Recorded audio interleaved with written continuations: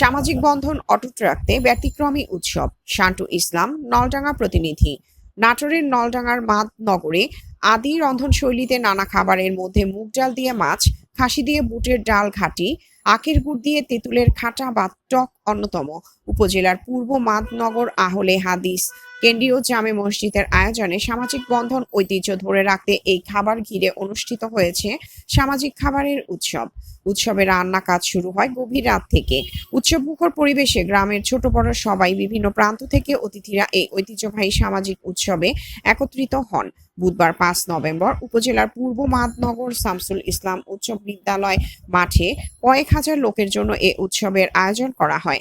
আয়োজক ও যুব সমাজের পক্ষে আশফাকুল ইসলাম পপিন, রিপন সর্দার, সজীব সর্দার সহ অনেকে বলেন, উৎসবে মুগ ডাল দিয়ে মাছ, খাসি দিয়ে বুটের ডাল ঘাটি, আখের গুড় দিয়ে তেঁতুলের খাটা বা টক ছিল অন্যতম।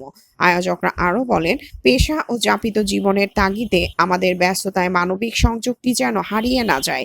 মানুষের মাঝে পরস্পরের প্রতি সৌহার্দ্য, ভ্রাতৃত্বের বন্ধনটি যেন জাগ্রত থাকে, সেই লক্ষ্যে এই ঐতিহ্যবাহী অনুষ্ঠানের আয়োজন করা।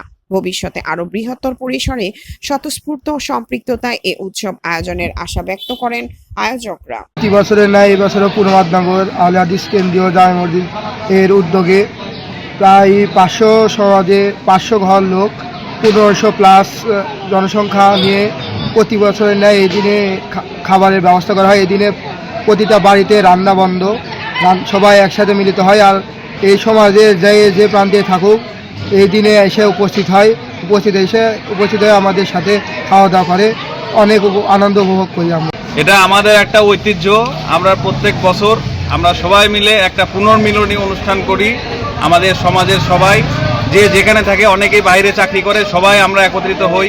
এই একটা দিনকে আমরা অনেক উৎসব মুখর হিসেবে পালন করি।